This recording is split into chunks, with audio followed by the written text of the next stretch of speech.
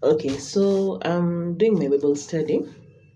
I just read from Matthew 28, verse 1 to 10, but I want us to look at Matthew 28, verse 1.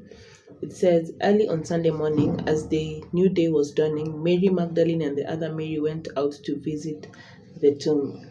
Now, there's something that stood out to me. If you, verse 20, chapter 27 basically talks about how these women were walking with Jesus and how they were like, they were there when the Lord was being uh, whipped, when he was being crucified. They were there, like they were standing from a distance, so they were present. And as I was reading that, like my prayer to God was, Lord, help me just follow you this closely. Help me follow you this closely. Help me follow you amidst all the challenges and all that. But now in 28, Christ had already told them that he would resurrect. But these women, he told them that he'd resurrect after the third day. These women weren't confident of that. They weren't confident of what Christ had said. So early the next Sunday morning, they went to visit the tomb. They are going to visit the tomb, like so that they can be close to their Lord again.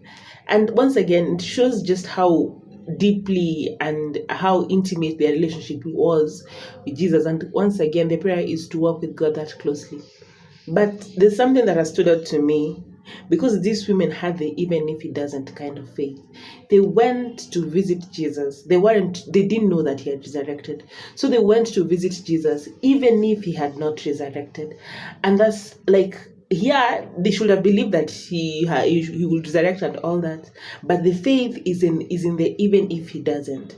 And that right there just stood out to me so much, because like, we need to have that kind of faith that yes, God could have given you a promise. God could have told you something, and you can, like, the goal is to constantly believe in him that he will come through. The goal is to constantly have faith that he will come through. But on those days when you're struggling to have faith, I pray that you have the even if he doesn't kind of faith.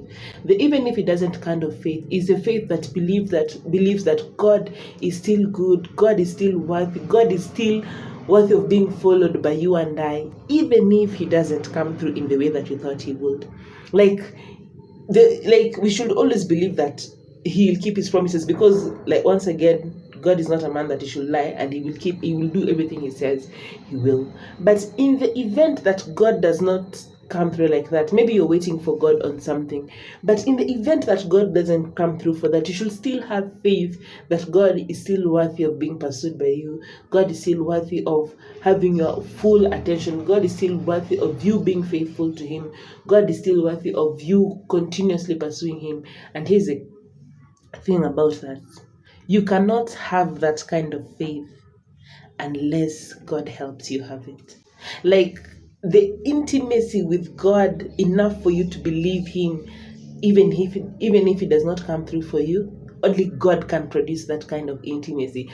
And it's interesting, because even as I'm reading this, I'm thinking, like, everything that has to do with a relationship with God is dependent on God. For you to have intimacy with God, God has to draw you in.